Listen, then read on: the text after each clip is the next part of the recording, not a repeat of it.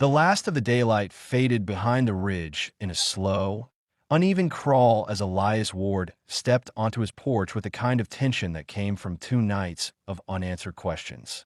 His dog had slipped into the dark again, same as before, leaving without a sound.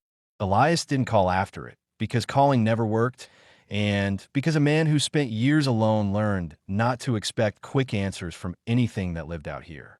Still, each time the animal vanished, a tight feeling settled in his stomach, something close to worry even though he tried to ignore it.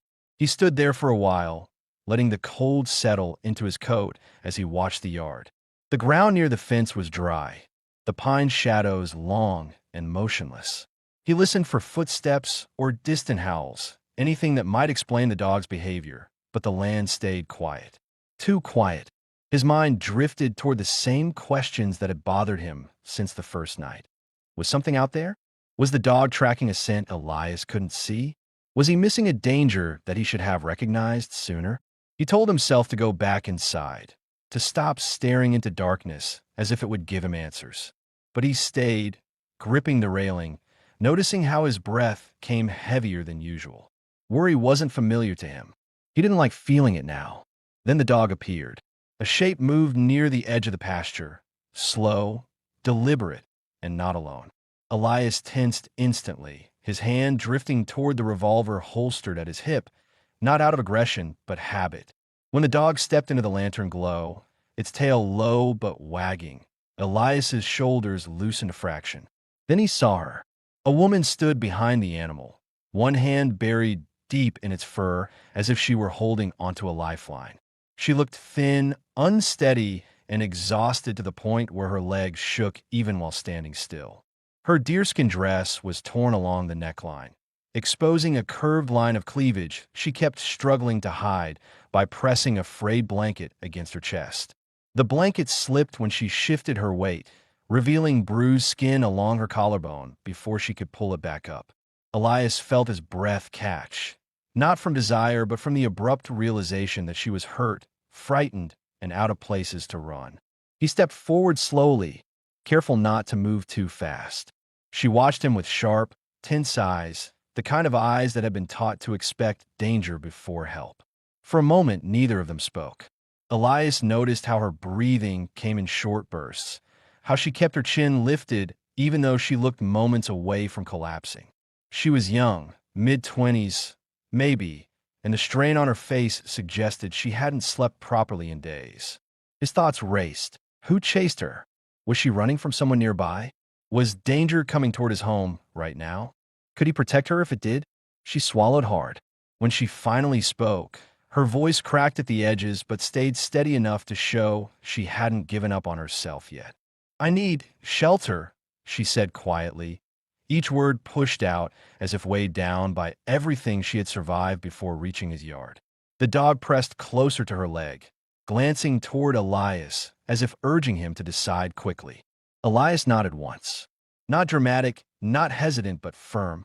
His thoughts were already moving through possibilities. If she was being hunted, if she needed medical help, if letting her in would put both of them at risk. Yet none of those concerns stopped him. Something in the way she stood, holding her torn dress together with a shaking hand, made the decision feel like the only reasonable choice. He stepped aside and opened the door, letting the warm lamplight spill onto the porch. It wasn't an invitation spoken aloud. It didn't need to be. She hesitated only a second, studying him, trying to judge if she was stepping into more danger. Then she walked past him with slow, measured steps, her body angled slightly away in case she needed to turn and run. The blanket slipped again, revealing the torn neckline and the soft curve beneath it before she pulled the fabric up sharply, her cheeks tightening with discomfort. She wasn't trying to seduce anyone. She was trying to protect herself. Inside, she stopped near the stove, gripping the table with trembling fingers as the warmth reached her. Elias saw dirt and dried blood along her arms, faint bruises scattered across her ribs, and a deep fatigue that threatened to drop her where she stood. He felt something in his chest twist, an old instinct to help, one he thought had dried out years ago. "Sit," he said quietly. She obeyed, her knees buckling more than she meant them to. She caught herself on the chair, breathing unevenly as the heat from the stove loosened the tightness in her limbs. Elias poured water into a tin cup and handed it to her. She took it with both hands, drinking slowly, eyes never leaving his face. He could see the stress behind her stare, the calculation, the fear, the attempt to understand his intentions while masking her own vulnerability. He didn't move closer. He didn't speak unless necessary. He understood too well what fear looked like when it was trying to stay dignified. Minutes passed in near silence. The dog curled beside her feet, acting as a barrier and reassurance at once.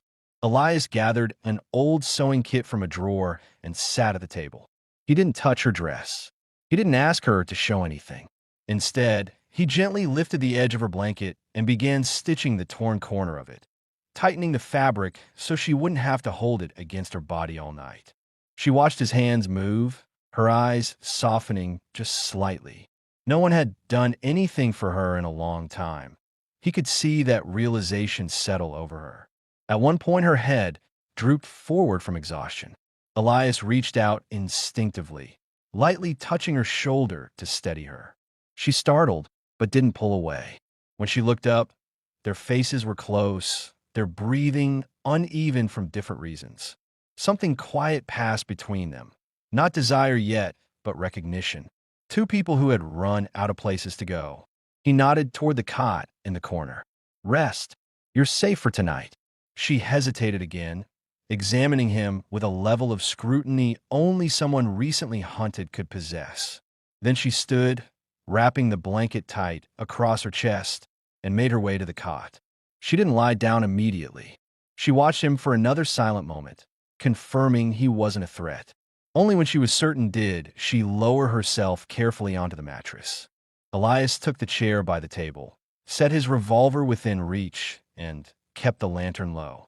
His eyes stayed open long after hers closed. He wasn't sure what he had invited into his home, but he knew he couldn't have turned her away. And that truth, simple and heavy, stayed with him as the cabin quieted. Morning pushed into the cabin slowly, the kind of pale light that didn't warm much but made the edges of objects clearer. Nea stirred before she fully woke, her breath catching when the blanket slipped down her shoulder. She grabbed it quickly, pulling it higher across her chest, checking if Elias was watching. He wasn't. He stood by the stove with his back turned, shifting a pan and adding wood with steady, controlled movements. Elias had been up for some time. The chair near the table was angled slightly, as if he had dozed sitting upright rather than lying down, though his eyes now looked sharp and alert. He kept glancing toward the window, checking for anything unusual in the yard. His mind was still turning over the same questions from last night. Whether someone had followed her, whether danger might be approaching, and what he would do if it did. Each possibility tightened something in his chest, but he hid it well. Nea sat up slowly, wincing as her ribs protested. Her hair fell forward, covering part of her face until she brushed it aside. The torn dress hung awkwardly from one shoulder, the neckline still damaged enough that she needed to tuck the blanket tight along the exposed curve of her chest. She checked Elias again, relieved that he still wasn't staring at her body or waiting for her to make a mistake. He finally spoke without turning. "Food's ready." His voice carried no judgment, no pressure. Just a simple statement meant to shorten the distance between them. She rose carefully, testing her first few steps. Her legs were stiff from exhaustion and cold, and she hid the tremble by gripping the cot frame until the feeling passed. When she walked toward the table, Elias stepped aside to give her more room. She noticed that. She noticed everything he didn't do as much as everything he did. She took the plate he set down and murmured, "Thank you." Her voice sounded steadier than last night, but still worn around the edges. Elias sat across from her. He didn't eat until she took her first bite, and she watched him from under lowered lashes. Trust didn't come easily to her, but she traced every piece of his behavior carefully. He didn't stare at her torn clothing. He didn't ask questions she wasn't ready to answer. He didn't stand too close. She exhaled through her nose, almost imperceptibly, and a thin thread of tension loosened from her shoulders. After breakfast, she rose to help clean up. When she reached for the water bucket, the blanket slipped again, exposing the neckline of her dress just enough for her to tense immediately. She pulled it tighter with a jerk, cheeks warming in embarrassment. The motion strained her ribs, and she stopped short, biting back a small sound.